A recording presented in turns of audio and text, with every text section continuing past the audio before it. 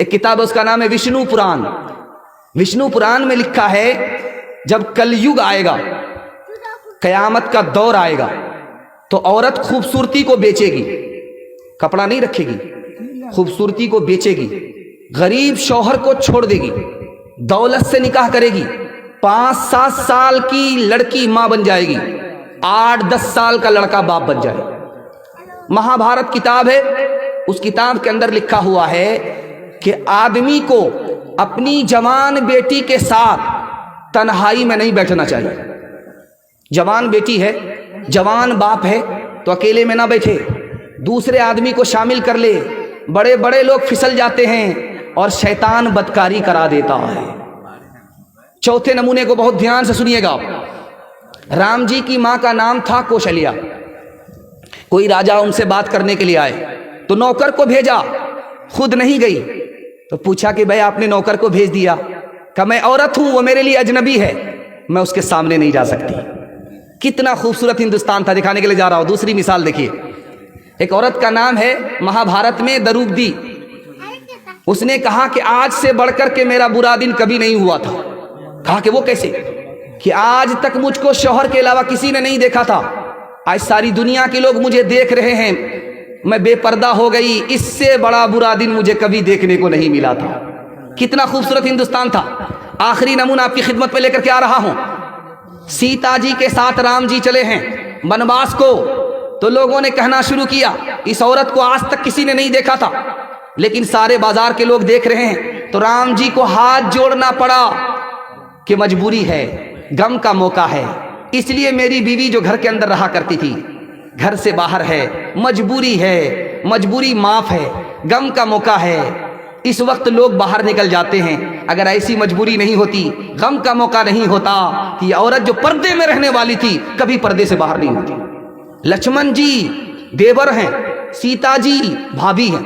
دیور سے پوچھا جا رہا ہے کہ بھابھی کا چہرہ دیکھے ہو، کیسی ہیں، کالی ہیں یا گوری ہیں؟ تو دیور نے کہا وہ تو گھونگھٹ ڈال کر کے رہتی تھی، گھونگھٹ ڈال کر کے رہتی تھی۔ راستہ چلتے ہوئے میں نے ساتھ رہتے ہوئے پیر تو دیکھا ہے، چہرہ نہیں دیکھا۔ لیکن دور اتنا برا ہو چکا، ابھی جو دور ہے اتنا برا ہو چکا ہے، اتنا برا ہو چکا ہے کہ عورت گھونگھٹ سے ہی باہر نہیں ہے، آپے سے باہر ہے۔ آپ کو سن کر کے حیرت ہوگی، کلیجہ منہ کو آ جائے گا۔ مسلمانوں کی 3 لاکھ لڑکی غیر مسلم کو لے کر کے بھاگ گئیں، آبرو الگ گئی، ایمان الگ گیا۔ اس کا ذمہ دار فیشن ہے۔ اگر وہ دین و دھرم پر قائم رہتی تو اس کا ایمان بھی بستا، اس کی آبرو بھی بستی۔ انشاءاللہ اپنے سماج کی عورتوں کی آبرو کو بچائیں گے، ہاتھ اٹھائیے، انشاءاللہ بالکل صحیح جا رہا ہے۔ ایمان کی حفاظت کریں گے، ہاتھ اٹھائیے انشاءاللہ۔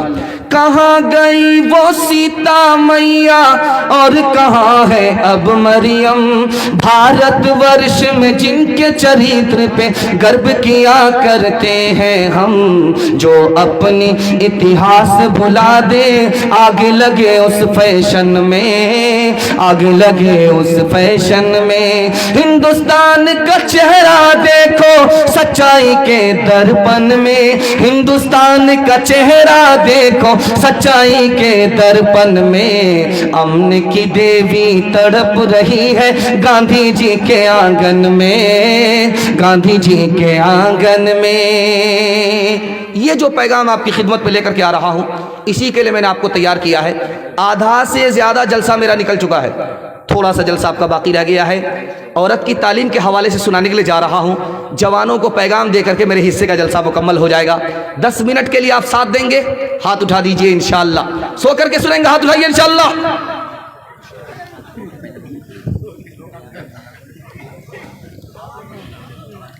دیکھیے، مردوں کو پڑھنا لکھنا ضروری ہے، یہ تو ہم کو سمجھ میں آتا ہے، لیکن عورت کو پڑھنا لکھنا ضروری کیوں ہے؟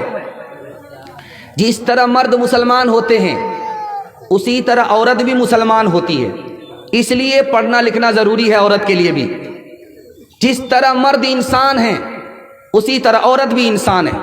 انسانیت پر آنے کے لیے عورت کو پڑھنا لکھنا ضروری ہے۔ ایک خاص بات بتا رہا ہوں، ذرا دھیان سے سنیے گا اس کو۔ عورت کا دین مکمل نہیں ہے، عورت کی عقل مکمل نہیں ہے، حدیث کے مطابق اس کا دین مکمل نہیں، اس کی عقل مکمل نہیں۔ دین کیسے مکمل ہوگا؟ علم کے ساتھ۔ دین کیسے مکمل ہوگا؟ علم کے بغیر نہیں. عقل کیسے مکمل ہوگی؟ علم کے ساتھ. اس لیے عورت کو مرد سے زیادہ علم حاصل کرنا ضروری ہے. ایک بات یاد رکھیے، ہماری دو طرح کی بیٹی ہوتی ہے. ایک بیٹی وہ ہوتی ہے جس کو گھر میں ہی رہنا، گھر سے نکلنا ہے، گھر میں رہنا ہے، کہیں باہر نہیں جانا ہے. اس کو زیادہ پڑھانے لکھانے کی ضرورت نہیں ہے. قرآن پڑھا دیجئے، اردو پڑھا دیجئے، دینیات پڑھا دیجئے، کافی ہے. لیکن جس لڑکی کو گھر سے باہر نکلنا ہے، تجارت کرنی ہے پردے کے ساتھ، نوکری کرنی ہے پردے کے ساتھ، اس لڑکی کو ڈگری دلانا ضروری ہے.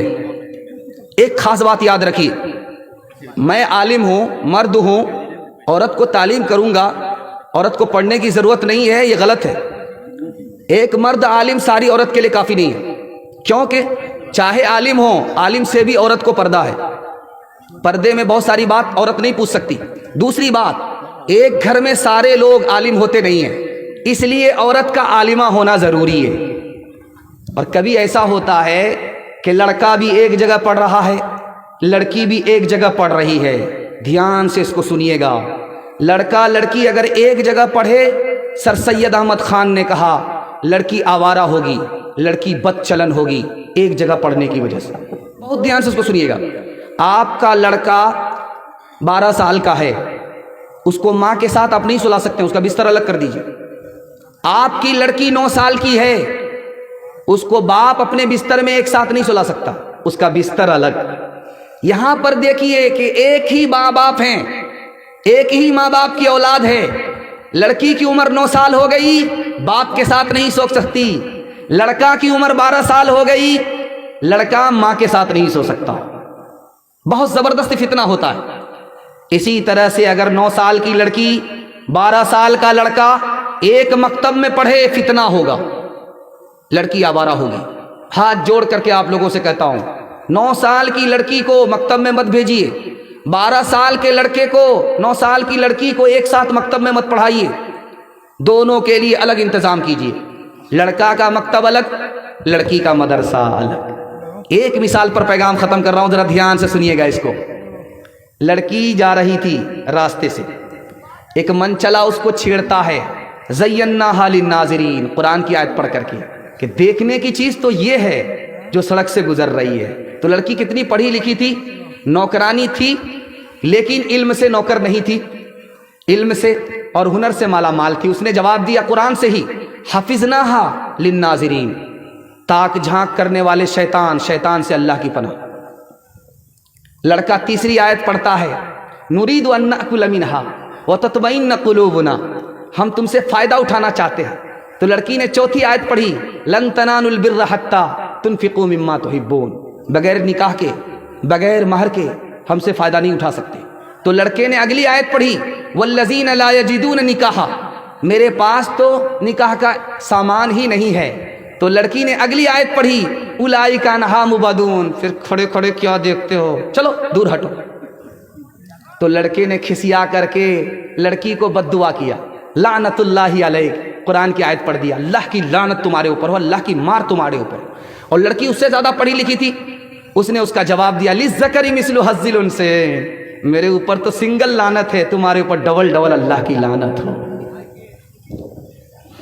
تعلیم عورتوں کو بھی دینی ضرور ہے، دینی ضرور ہے. لڑکی جو بے پڑھی ہو تو وہ بے شعور ہے، بے شعور ہے. حسن معاشرت میں سراسر فطور ہے، اور اس میں والدین کا بے شک قصور ہے.